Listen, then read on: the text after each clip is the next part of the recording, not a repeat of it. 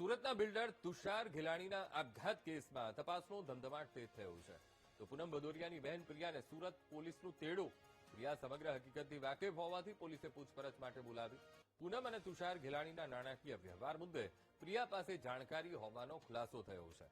તો પૂનમ ભદોરિયાના ત્રાસથી તુષાર ઘેલાણીએ આપઘાત કર્યો હતો અને પોલીસે પૂનમની ધરપકડ કરીને જેલ હવાલે કરી હતી.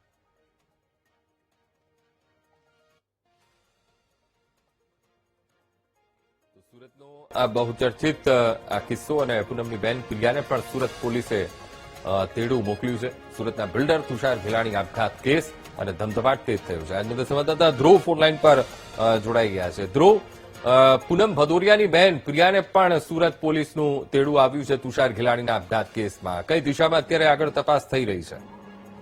બિલકુલ, તુષાર ઘેલાણી આપઘાત કેસમાં સુરત પોલીસ દ્વારા દુષ્પ્રેરણાનો ગુનો નોંધવામાં આવ્યો છે, ખંડણીનો પણ ગુનો નોંધવામાં આવ્યો છે, ત્યારે બ્લેકમેલિંગનો ગુનો નોંધવામાં આવ્યો છે અને હવે પોલીસે દિશામાં તપાસ કરી રહી છે. ત્યારે તેની જે બ્લેકમેલ કરનાર પૂનમ હતી, પૂનમ ભદોરિયા, તેની બેન પ્રિયા જે છે તેની પણ તેમાં સંડોવણી હોવાની જે છે તે ક્યાંક વાત સામે આવી રહી છે. તેને લઈને તેની પૂછપરછ કરવા માટે પોલીસે પૂનમ ભદોરિયાની બેન પ્રિયાને પણ નિવેદન લખાવવા માટે તેડું મોકલ્યું છે. આગામી દિવસોમાં અનેક હજી ચોંકાવનારા ખુલાસા પણ થઈ શકે છે.